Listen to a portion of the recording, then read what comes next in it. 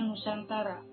Wilayah itu harus merupakan satu kesatuan, tidak lagi terpisah-pisah oleh adanya lautan bebas.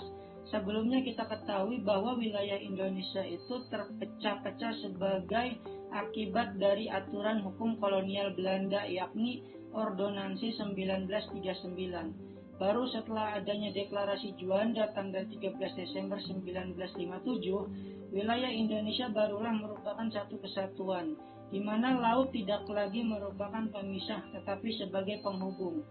Wilayah Indonesia sebagai satu kesatuan memiliki keunikan antara lain: A. Bercirikan negara kepulauan atau archipelago seket dengan jumlah 17.508 pulau. B. Luas wilayah 5.192 juta kilometer persegi dengan perincian daratan seluas 2.027 juta kilometer persegi dan laut seluas 3.166 juta kilometer persegi. Negara kita terdiri dari 2/3 lautan atau perairan. C. Jarak utara selatan 1.888 km dan jarak timur barat 5.110 km. D. Terletak di antara dua benua dan dua samudra atau posisi silam. E. Terletak pada garis khatulistiwa. F. Berada pada iklim tropis dengan dua musim. D. Menjadi pertemuan dua jalur pegunungan yaitu Mediterania dan Sirkum-Pasifik. Wawasan Nusantara yang pada awalnya sebagai konsepsi kewilayahan berkembang menjadi konsepsi kebangsaan. Artinya, wawasan Nusantara tidak hanya berpandangan keutuhan wilayah, tetapi juga persatuan bangsa. Bangsa Indonesia dikenal sebagai bangsa yang heterogen. Heterogenitas bangsa ditandai dengan keragaman suku, agama, ras, dan kebudayaan. Bangsa yang heterogen dan beragama ini juga harus mampu bersatu. Cobalah Anda kemukakan mengapa bangsa Indonesia yang beragam ini harus kita pandang sebagai satu kesatuan. Bangsa Indonesia sebagai kesatuan juga memiliki keunikan, yakni yang pertama memiliki keragaman suku, yakni sekitar 1.128 suku bangsa data BPS 2010. Yang kedua memiliki jumlah penduduk besar sekitar 242 juta. Bank Dunia tahun 2011. 3. Memiliki keragaman ras. 4. Memiliki keragaman agama. 5. Memiliki keragaman kebudayaan sebagai konsekuensi dari keragaman suku bangsa.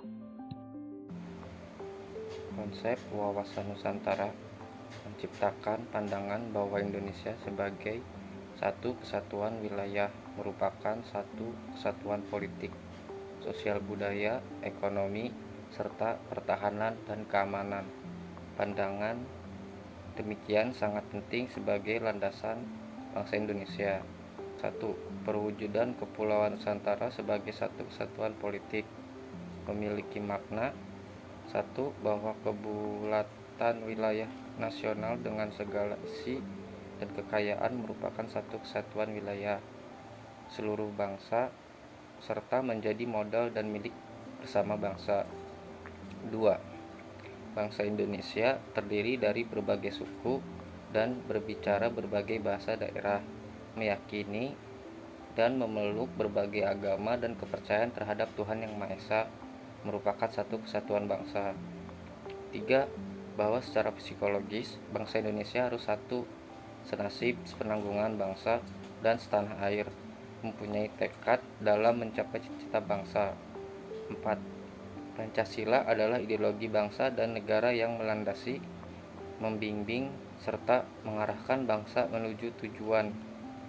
5. Kehidupan politik di seluruh wilayah Nusantara merupakan politik yang diselenggarakan berdasarkan Pancasila dan Undang-Undang Dasar 1945. 6. Seluruh kepulauan Nusantara hanya ada satu sistem hukum nasional yang mengabdi kepada kepentingan nasional. 7. Bahwa bangsa Indonesia yang hidup berdampingan dengan bangsa lain ikut menciptakan ketertiban dunia yang berdasarkan kemerdekaan, perdamaian, dan keadilan sosial melalui politik luar negeri. Implementasi wawasan Nusantara adalah kehidupan politik akan menciptakan penyelenggaraan negara yang sehat dan dinamis.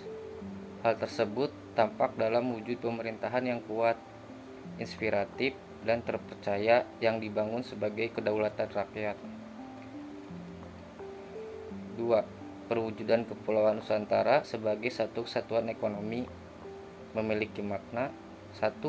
Bahwa kekayaan wilayah Nusantara yang potensial maupun efektif adalah modal dan milik bersama bangsa, dan keperluan hidup sehari-hari harus tersedia merata.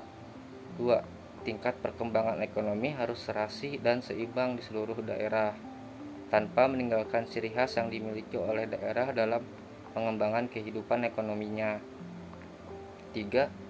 Kehidupan perekonomian di seluruh wilayah Nusantara merupakan satu kesatuan ekonomi yang diselenggarakan sebagai usaha bersama atas asas kekeluargaan dan ditunjukkan bagi kemakmuran rakyat.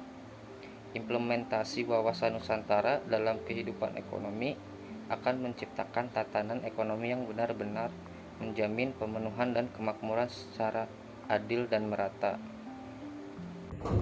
Ketiga, perwujudan Kepulauan Nusantara sebagai satu kesatuan sosial budaya memiliki makna. Yang pertama, bahwa masyarakat Indonesia adalah satu. Kehidupan bangsa harus merupakan kehidupan bangsa yang serasi dengan terdapatnya tingkat kemajuan masyarakat yang sama, merata dan seimbang, serta adanya keselarasan kehidupan sesuai dengan tingkat kemajuan bangsa. Poin yang kedua, bahwa budaya Indonesia pada hakikatnya adalah satu, sedangkan corak ragam budaya yang ada gambaran kekayaan budaya bangsa yang menjadi modal dan landasan pengembangan budaya bangsa seluruhnya, dengan tidak menolak nilai budaya yang lain tidak bertentangan dengan nilai budaya bangsa yang aslinya dapat dinikmati oleh bangsa. Implementasi wawasan Nusantara dalam kehidupan sosial budaya akan menciptakan sikap batniah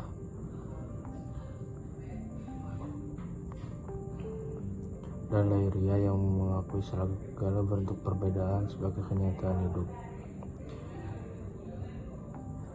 Budaya Indonesia tidak menolak nilai-nilai budaya asing, asalkan tidak bertentangan dengan nilai budaya bangsa sendiri dan hasilnya dapat dinikmati.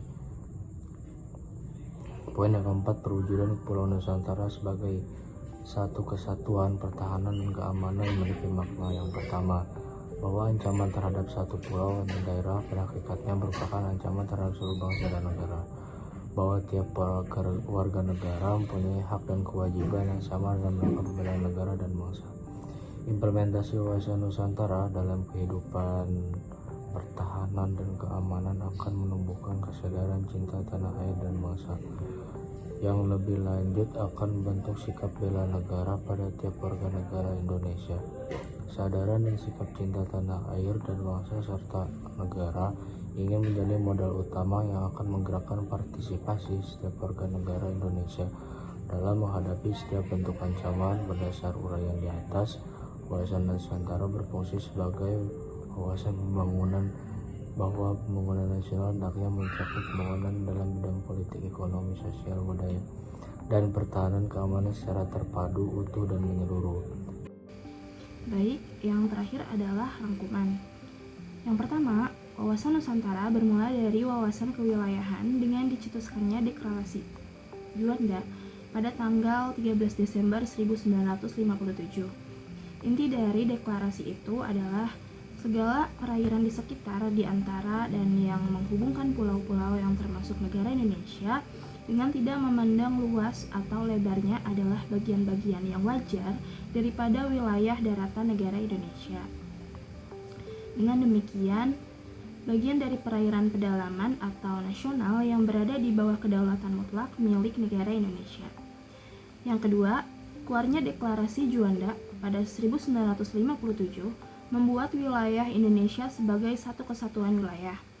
Laut bukan lagi pemisah pulau, tetapi laut sebagai penghubung pulau-pulau Indonesia. Melalui perjuangan di forum internasional, Indonesia akhirnya diterima sebagai negara kepulauan atau archipelago state berdasarkan hasil keputusan konvensi Perserikatan Bangsa-Bangsa Indonesia tentang Hukum Laut atau UNCLOS tahun 1982. Yang ketiga, pertambahan luas wilayah Indonesia sebagai satu kesatuan memberikan potensi keunggulan yang positif yang dapat dimanfaatkan untuk meningkatkan kesejahteraan. Namun demikian juga mengundang potensi negatif yang bisa mengancam keutuhan bangsa dan wilayah. Yang keempat, wilayah Nusantara sebagai konsepsi kewilayahan selanjutnya dikembangkan sebagai konsepsi politik kenegaraan dengan cara pandang bangsa Indonesia terhadap diri dan lingkungan tempat tinggalnya sebagai satu kesatuan wilayah dan persatuan bangsa. Yang kelima adalah esensi dari wawasan Nusantara adalah kesatuan atau keutuhan wilayah dan persatuan bangsa. Mencangkup di dalamnya pandangan akan satu kesatuan politik, ekonomi, sosial budaya, dan pertahanan keamanan. Wawasan Nusantara merupakan perwujudan dari sila ketiga Pancasila, yakni Persatuan Indonesia. Yang keenam adalah rumusan wawasan Nusantara termuat pada naskah GBHN 1973 sampai 1998 dan dalam pasal 25A UUD NRI 1945. Menurut pasal 25A UUD NRI 1945, Indonesia dijelaskan dari aspek kewilayahannya, merupakan sebuah negara kepulauan atau archipelago state yang berciri Nusantara.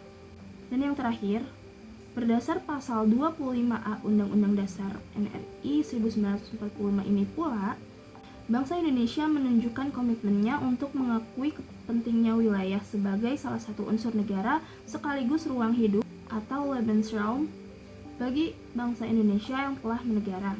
Ketentuan ini juga mengukuhkan kedaulatan wilayah NKRI di tengah potensi perubahan batas geografis sebuah negara akibat gerakan separatisme, sengketa perbatasan antar negara, dan pendudukan oleh negara asing.